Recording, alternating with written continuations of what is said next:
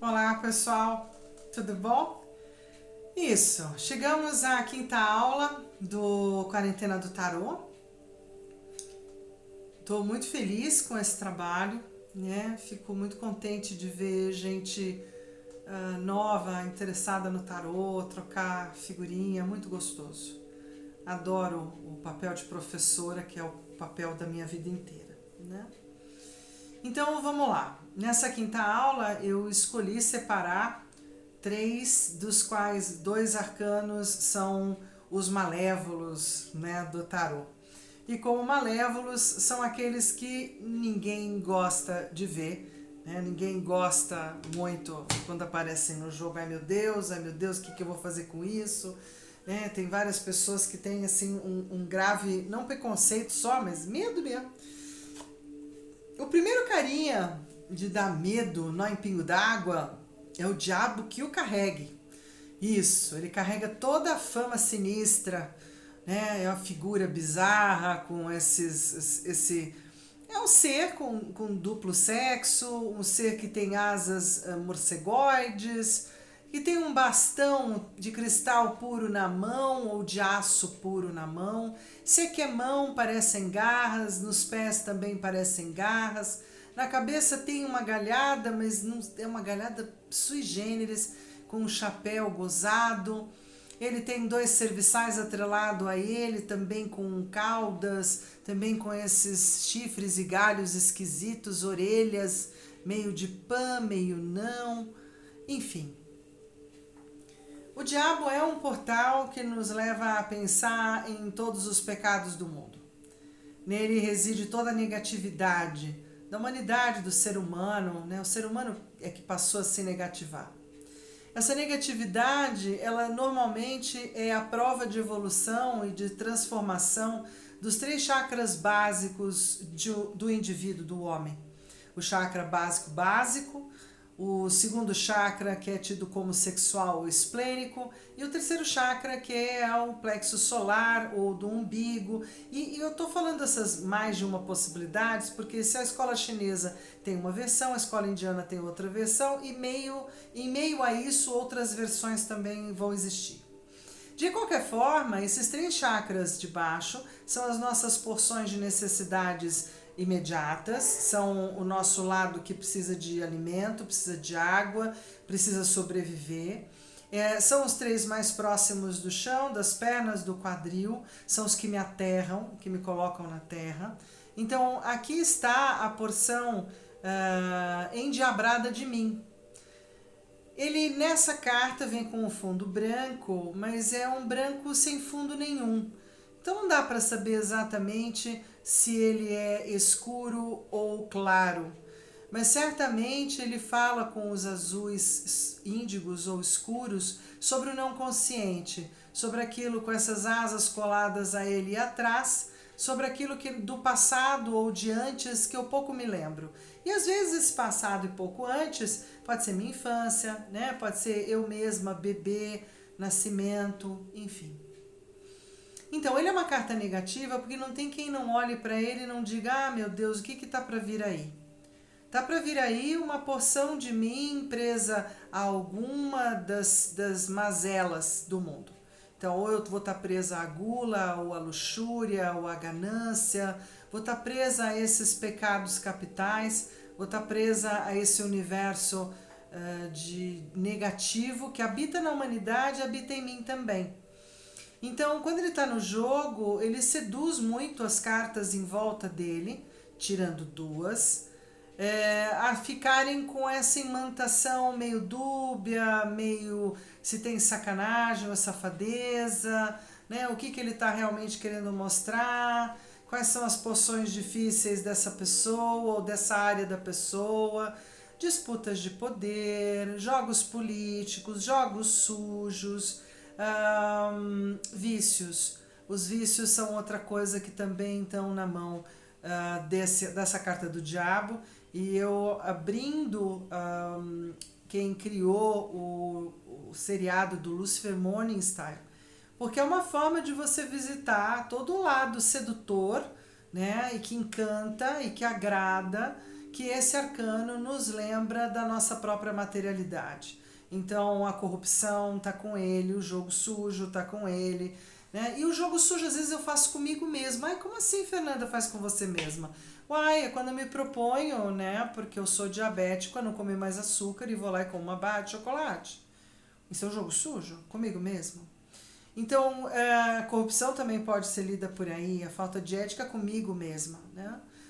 Enfim, se são coisas que vibram em mim, vibram lá fora. Então, normalmente no jogo, o setor, o fato ou aquele momento da vida da pessoa vai gerar uma tentação, tenta-ação.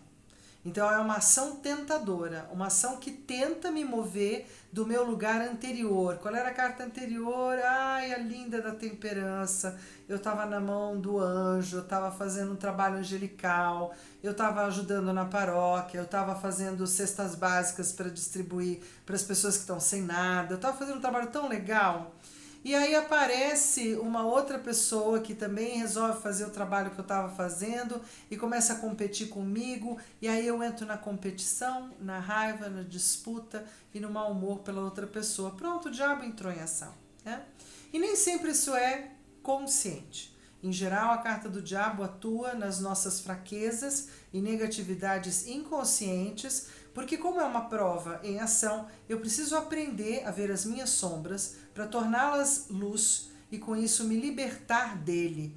Né? A escravidão é atrelada à inconsciência. Aqui, inclusive, nos primeiros, eles estão presos pelos pescoços. Logo, pois, eles não pensam por si, eles pensam de acordo com a chefia. O Eight, então, vai atualizar em 1900 a imagem desse baralho. E aí nós vamos ter a figura de Baphomet, que é presente em muitas iconografias ligadas a lojas maçônicas ou outras coisas, como magia negra, ordens iniciáticas e coisas assim. E aí, definitivamente, ele vai mudar muito, ele vai ficar mais característico ao demônio ou ao diabo, porque é o nome de um demônio, Baphomet, tem mais de um demônio famoso, pelo que parece, no submundo. E ele vai ter essa cara de bode, com essa estrela invertida, as asas continuam sendo de morcego, o fundo é escuro e negro da noite, ou do não visto, ou da massa negra mesmo que existe no universo. O corpo já meio corpo com pelo, como se fosse um meio pã. As mãos continuam do tipo garrinhas, com pontudinhas, ou garras, com garras mesmo embaixo. Ele continua carregando aqui um bastão com força ou com fogo ou com luz, enquanto os dois serviçais sim mantêm os chifrinhos, né, e mantém também o rabo, que faz com que haja uma percepção quanto à animalesca porção do humano. Existe uma figura masculina e uma feminina, aqui não dá para saber quem é masculino nem quem é feminino. E essa escravidão é para nos lembrar, enquanto humanidade, que a gente está atrelado a essa negatividade pelas nossas próprias fraquezas, as nossas próprias ações, né? E que a gente acaba ficando atrelado a serviço disso, muitas vezes. Da raiva, da fúria, né? Dos atos impensados, a brabeza também mora aqui, né? Que mais? E o mau humor, assim, essas coisas mal-humoradas, assim, pesadas. E aí o tarô do amor vai trazer um benefício, que de recordar um pouco da onde tudo começou, que era com Deus Baco, do vinho, ou Dionísio, e do quanto isso servia à graça divina, porque ele era o deus do vinho e ele ofertava o vinho ao Olimpo e a todos os deuses, com uma beberragem de alegria e de diversão, e gerava então bacanais, porque logo depois que todos estavam embriagados, alimentados, o sexo era permitido livremente, a praça pública, a céu aberto, né, outros tempos do humano. Então aqui ele resgata o mito mais antigo, os nomes são sempre os mesmos, o diabo, diabo, diabo, e ele sempre significa não. Como são cartas negativas, eu resolvi trazer duas cartas modernas para tentar dourar um pouco a pílula. Porque para mim, onde ele aparece, ele vai estar dando uma tentada na pessoa sobre algum assunto ou algum aspecto.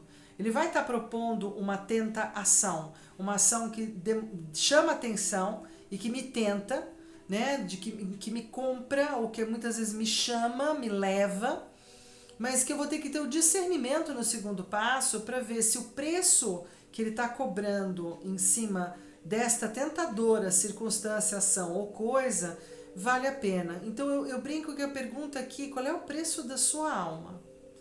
Essa é uma boa pergunta quando você se vê de cara com esse arcano. Porque pode ser muito interessante receber uma proposta de um emprego novo, um estágio novo, um lugar novo de trabalho, com o dobro, o triplo de salário, e que você vai assumir sozinho no lugar de 7 pessoas, ou 8 pessoas, ou 10 pessoas anteriores, e você topa, porque a grana é muito boa, eu sou muito jovem, e estou no momento que eu tenho gás para isso. E aí quando eu vejo, eu estou trabalhando de manhã, de tarde, à noite, não tem final de semana, perdi a minha vida para esse trabalho. Quando eu tenho uma meta na minha cabeça e eu não me perverto, converto ou me perco na tentação de tudo que esse posto me traz, e eu proponho que é por um tempo apenas e que depois eu vou me liberar, eu dou conta. Agora, 90% de nós não consegue dar conta. É mais ou menos quando uma pessoa diz assim, um jovem diz, não, é mais fácil simplesmente ir vender lá na boca, é um trabalho mais tranquilo, eu não tenho que estudar, não tenho que isso, eu não tenho que aquilo. E depois, se eu não quiser, se eu não tiver mais afim, eu saio, eu penso em outra coisa, outra vida. Então é bem difícil lidar com o poder estabelecido em volta de certos setores. E isso inclui outros lugares também. Quando eu digo que eu sou um poderoso empresário num determinado posto e lugar, e aí da noite para o dia eu não sou mais tão poderoso, né? E aí eu perco o meu posto. Então, mas enquanto eu sou tentado a me manter no posto, eu pago o preço que for para estar lá. Então, esse é o preço del diablo. E aí, eu trouxe 2 baralhos para a gente conversar nesse módulo, que é o baralho do Osho, da equipe do Osho, claro, né, onde ele traz para a carta 15 essa imagem do lobo em pele de cordeiro, vestindo uma pele de cordeiro, tentando estar no meio, né, de todos esses cordeiros como sendo um. E embaixo vem uma palavra muito interessante, que é condicionamento. A gente tem visto, e basta entrar no YouTube, que fica fácil ver as bizarras amizades entre animais perigosos e humanos, ou animais perigosos entre si, né? Como, por exemplo, o gato e o rato, como o cão e o próprio gato, deixa eu ver, como o leão e uma ovelha, como uma cabra e uma onça, como um tigre e o humano, como o humano ou qualquer outro ser ali do lado, como enfim, a puma, que eu gosto muito porque ela é muito linda, né? Lá com o moço da Rússia, enfim, condicionamento. Eu posso dizer que o meio faz como eu seja, mas eu também preciso lembrar de qual é a minha pelagem. Então, quando acontecem os acidentes, por exemplo, do cão mesmo, muito bravo ou muito feroz, ou da fera muito feroz que foi criada e ela ataca o dono e todo mundo fica consternado, mas é da natureza. Né? Mesmo o leão vestido de cordeiro, ele é um leão, ele jamais será um cordeiro. Então, cada um de nós traz em si aquilo que realmente é, e não tem como disfarçar aquilo que eu traga de bom e aquilo que eu traga de difícil. O leão, ao longo da história do tarô, gosta muito de nos lembrar desses 3 chakras de baixo e da nossa porção animalesca ou macacoide, que é parte do humano. Não? E aqui a lembrança é isso. Que condicionamento eu dei para esse cara? Na carta da Doreen Virtue, que é um outro baralho maravilhoso, é um baralho dos anjos, mas onde ela manteve a integridade de toda a divisão de 22 arcanos maiores e 56 menores, e ela acompanha o ritmo do tarô. Ela vai chamar do ego, o ego. Né? Vai dar um arcanjo, Jofiel, e vai realmente falar desse lugar de arrojo, de se arrogar, ou arrogância. Arrogância e vaidade também são questões do diabo. E aí, aproveitando, né, para poder falar um pouco mais dele, porque gosto, porque é uma carta que hoje não me apavora, é uma carta que quando aparece no baralho, inclusive eu corto. Que cartas cortam ele, Fernanda? A estrela e o sol. Duas cartas luminosas que normalmente têm a habilidade de amenizar sobremaneira o mal ou o negativo que possa ser levantado pela carta do diabo. A temperança pode arrefecer um pouco, mas não tem toda essa força ou essa qualidade.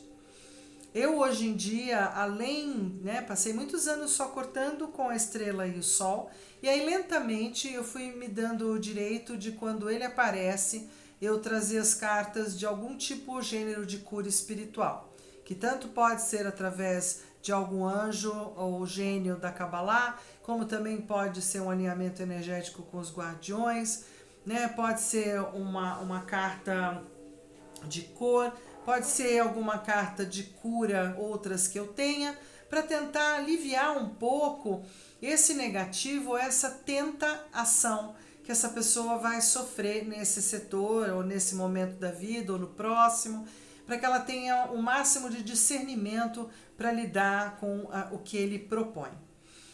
E outra coisa, eu aprendi ao longo do tempo que quando o diabo está muitas vezes com a estrela no jogo ou com o próprio sol no jogo, ele já está amenizado, ele está suavizado. Mas ele me garante que a pessoa está cegamente apaixonada por algo ou alguém. Cegamente apaixonada por uma proposta de trabalho, cegamente apaixonada por um moço, uma moça, alguém, e que por mais que eu diga que há controvérsias, que vamos supor que as outras cartas a seguir, que não é muito positivo, que vai ser apenas um grande momento, uma grande paixão e vai passar, a pessoa não vai te ouvir, né? Ela vai seguir essa grande força, que quem dá o start é o diabo, e porque a gente precisa ter aquilo que chama atenção. O que me chama atenção aos olhos, assim, me toma, de repente, isso é muito o movimento dele quando está atrelado a uma carta que tenha mais luz. Então, ele está a serviço do destino. Né? Por isso que é bom trabalhá-lo, de alguma forma. O que for do destino da pessoa, eu não vou impedir, não vou cortar, não vai acontecer nada. Mas a pessoa segue um pouco mais bem estruturada para essa nova etapa ou para esse evento.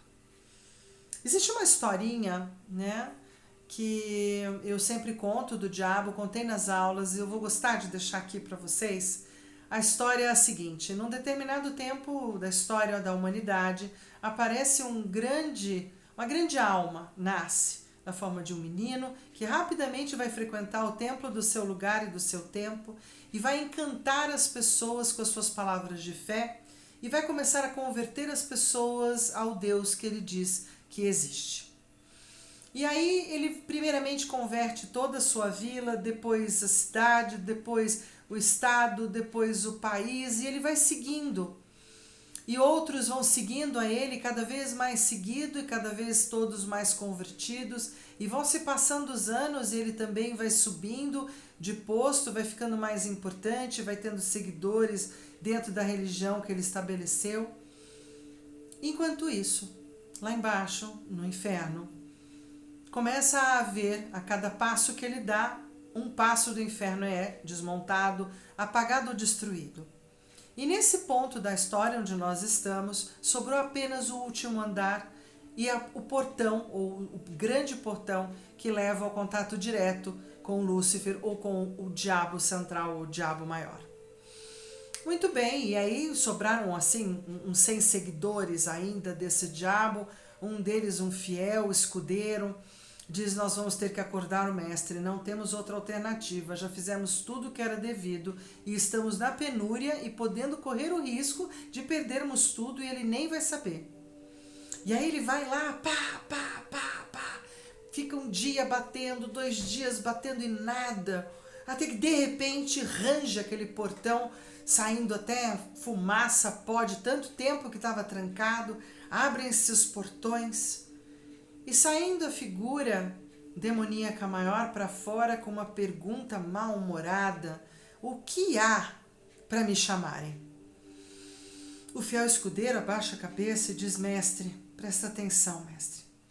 O Senhor nos últimos 10.000 anos nos deixou ferramentados, alimentados, bem organizados, protocolos para serem usados em casos de evento A, evento B, o alfabeto inteiro, e nós cumprimos. Por 10.000 anos tudo correu muito tranquilamente. Perdíamos às vezes um andar, dois, uma guerra, um confronto, mas voltávamos ao normal, recuperávamos o nosso estado e estava tudo muito bem. Contudo, nesses últimos 2.000 anos, infelizmente, nós fomos perdendo. Usamos todas as fichas de todos os protocolos, tudo que o Senhor deixou, e nada deu certo. Essa criatura que encarnou de novo na Terra é realmente um filho lá de cima e com uma força impressionante. Ah, diz o mestre meio... Verdade, que apareceu alguém do meu tamanho? Puxa, fazia tempo, não? Muito tempo. Mas será mesmo que vocês fizeram tudo direito? Vocês usaram tudo aquilo que eu falei, não perdeu nem um pedacinho? Mestre, fizemos tudo. Eu vou pensar sobre o que você está me contando. E sai por trás dele, bate o portão, passa um dia, passa dois, passa três, e mais demônios desaparecendo, né? E mais situações ficando mais difíceis, e aí aparece de novo. Pois é, estive pensando no que você me contou, e eu ainda quero tentar duas coisas que sempre deram muito certo, e são até os primeiros protocolos, eu quero tentá-los de novo. Quais, mestre? Aquele das demônias de subirem e o seduzirem. Mestre, nós já tentamos. Sobraram apenas 10 demônios de tanto que nós tentamos. É mesmo? Ah, vá. Que coisa. Estranho, né? Mesmo assim eu quero tentar. Escolha já aqui, agora, eu quero que elas subam nesse momento, eu quero acompanhar o processo aqui com a minha visão e ver se realmente estão fazendo corretamente ou se teve algum erro. Ok, mestre. O fiel escudeiro vai lá, separa as demônias e diz: subam e seduzam aquele que está lá em cima no templo. E elas, aparecem lá e por um azar, em plena hora do culto, e vão entrando para dentro do templo, enquanto o próprio religioso está ali tomado, imbuído da sua fé, e ele bate o olho e diz: que não! E começa a rezar e a exorcizar em língua estranha, e vai rezando, elas desaparecem, desintegradas foram. Enquanto isso, o nosso colega lá embaixo, o grandão, né, olhando o relógio, olhando para o seu fiel escudeiro e dizendo: nossa, que demora, né? Puxa, será? Ele é bom assim? Sim, mestre, ele é bom assim. Eu vou me recolher, vou pensar um pouco sobre tudo isso. Eu volto amanhã. E sai de novo e bate os portões e vai lá escaraminholar o que eu posso estar fazendo. E o fiel escudeiro ficando cada dia mais nervoso, preocupado, vendo o número dos seus indo sumindo, indo desaparecendo. Dia seguinte, então, sai o maioral, abre a porta, os portões, já vem meio arrumado, já está com uma cara diferente. Olha e diz: bom, eu ainda preciso tentar uma última coisa, senão eu não vou ter coragem de fazer a última coisa. Eu preciso dar uma chance a ele e a mim. Pegue os meus tesouros, aquele baú que a gente trouxe da época dos piratas. Aí o demônio diz: então, mestre, esse não tem mais não. Inclusive, olha, os cofres estão baixos. Uai, e o que sobrou então? Sobrou do Egito para trás. Aí nós temos ainda alguma coisa. Então pega o do Egito mais rasinho, né? Você já gastou tudo isso? Pega o mais rasinho e faz lá com que pareça mais do que tem e subam e comprem esse ser. Ai, mestre, isso não vai dar certo, nós já tentamos. Isso não é uma pergunta, é uma ordem. Ok, mestre. E você vai dessa vez porque eu preciso de alguém de confiança. Vai saber se os outros baús não foram roubados pelos próprios demônios. Então, como você é fiel, eu tenho certeza que você não permitirá que haja qualquer erro. Ok? Sim, senhor. E aí, o fiel escudeiro escolhe mais 3, cada um pega uma alça do baú e pá! Vão lá e se projetam direto e materializam na frente do templo. Vão entrando, que bom, o momento não era de culto, silêncio absoluto no templo, só as velas tilitando ao fundo. E vão entrando, adentrando para chegar mais próximo à área da alcova do religioso, e esse já vai sentindo a energia e já pega as escrituras e começa a falar em línguas, começa o exorcismo e desmaterializando os 4 que foram. E aí o baú fica ali parado no meio do caminho e o religioso vai até o baú, abre e fala: nossa, uau! Bate rapidamente e diz: ok, por favor, serviçais, me ajudem aqui. E aí levam tudo para fora do templo, põe na porta do lado da fora do templo, abre o baú e começa a pedir que batam os sinos, batam todas as sinetas, chamando a população e dizendo: levem, cada um leve o que quiser, que cada um possa fazer disso algo de bom, algo de que vale a pena a vida.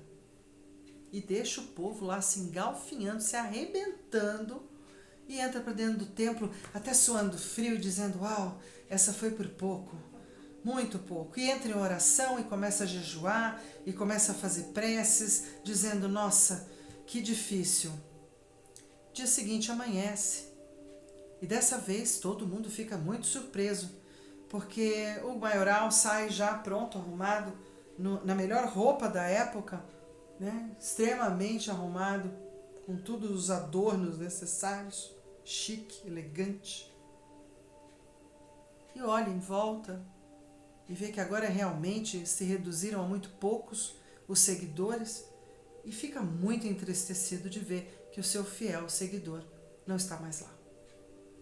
Se ele não voltou, se o baú não voltou, é minha vez de subir. E ele sobe, se materializa na frente do templo, pertinho da hora da Nossa Senhora. Vai entrando em silêncio, com tranquilidade, observando o lugar. E o religioso, que estava jejuando e se preparando, e que percebeu que algo muito intenso iria acontecer, já pega nas mãos as escrituras, começa a falar e ele diz: poupe-me, por favor. Eu vim conversar. Se formos guerrear um com o outro, temos o mesmo tamanho. Vai ser uma coisa louca. Bem difícil e possivelmente colocaremos a humanidade e o planeta em risco. Senta aí no seu lugar, eu vou sentar aqui 1 minuto. Vamos conversar um pouco. Eu primeiramente vim parabenizá-lo pelo belíssimo trabalho.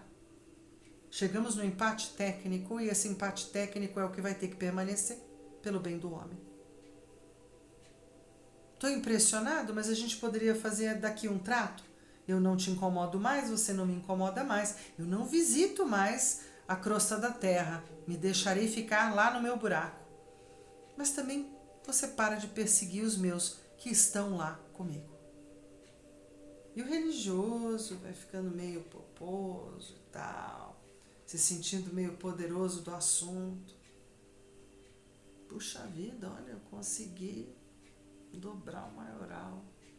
Não, além do que, eu queria também te parabenizar profundamente. Eu vim aqui dar os meus parabéns de verdade, sinceros. Que trabalho bem feito. Como você está preparado. Você deu conta até daquilo que ninguém deu conta até aqui. Muito impressionado eu sou. Então eu gostaria de propor essa trégua, né, ou esse pelo menos silêncio entre ambos, e gostaria que você aceitasse os meus parabéns. E adivinha? Desce ele com o religioso pela mão. Então, às vezes a pequena vaidade pode ser o nosso maior buraco, nosso maior erro, nossa maior tentação. E aí a gente segue então para a próxima, que nós já estamos até atrasados, já estou aqui falando demais, mais lento do que nas aulas, para que vocês possam aproveitar melhor. E a gente vai para a próxima carta nefasta, próxima carta que diz também não, não de novo e não também. Então prestem atenção que essas são duas cartas negativas, duas cartas diferentes, ok? Bem diferentes. A torre é exatamente o momento que nós estamos vivendo agora. O destino maior criou uma situação que são os raios ali em cima e que definitivamente atingiram a torre, que é o nosso caminho, o caminho da humanidade, o nosso percurso, ou a Torre de Babel, ou as várias torres ao longo da história, colocando-nos de volta no nosso chão, no nosso lugar primeiro, na nossa base, né? Saindo da nossa arrogância e entrando na nossa real situação de humanos, de pessoas, apenas pessoas. A torre sempre simboliza todos os acidentes ou todos os eventos climáticos, terremoto, maremoto, ciclone, tufão e todos os outros, tempestades e etc., que levam muitas pessoas, às vezes, à morte e à passagem, quedas de avião, naufrágios. Para mim, o último grande ícone da carta da torre, que também é chamada da casa de Deus em alguns baralhos, é o triste evento das duas torres gêmeas nos Estados Unidos. Né? É o próprio arquétipo, o próprio arcano mostrando para todos nós, né, o que se dá quando algo feito pelo homem agora, mas antes só era possível pelo divino, né, destruindo tudo aquilo que o homem criou. Então é uma carta não negativa, é uma carta um pouco mais, ela não vai ter grandes atualizações em termos de iconografia, tá? Aqui nós temos também uma torre, também coroada, alto de torre, o raio lembra Zeus, né? Uma divindade, Deus em si mesmo, os humanos, ambos dois, por conta da polaridade, caindo no chão. E aqui também vai ter uma alusão nessa carta um pouco à Guerra dos Mundos, a queda de Micael e de Lúcifer que vai terminar no submundo, embaixo da crosta da terra, e de Micael que vai governar o nosso orbe. Essa é uma história que muitas vezes permeia essa carta em algumas ordens de conhecimento, pensamento ou de filosofia.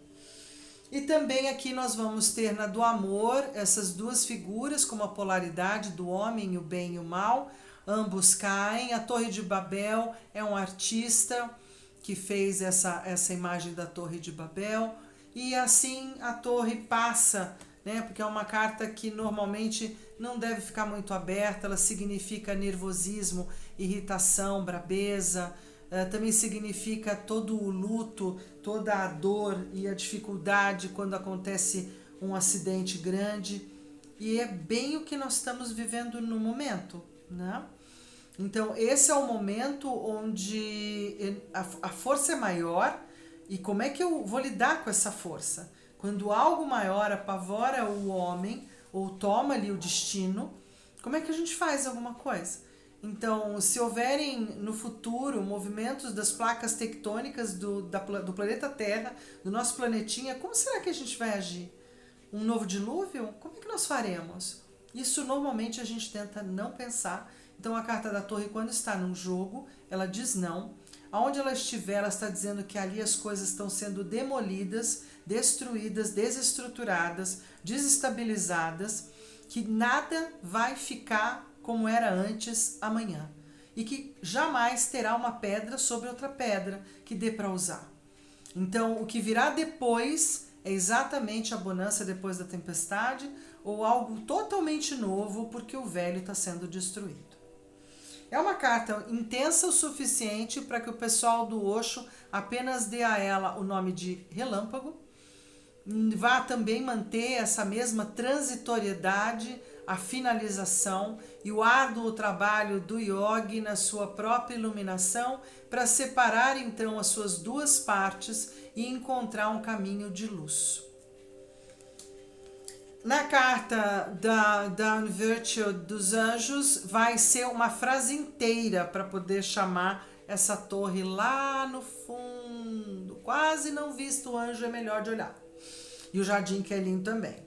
E aqui ela dá o nome da carta de A Experiência da Vida. Então, ao longo da vida a gente tem várias derrocadas, várias destruições, vários momentos muito contundentes, muitas perdas reais, perdas imaginárias, mas todas muito impactantes, traumas, né? E a gente vai ter que transformar isso em experiência, vai ter que trazer para dentro e vai ter que seguir para frente, né? Não adianta. Seguiremos adiante.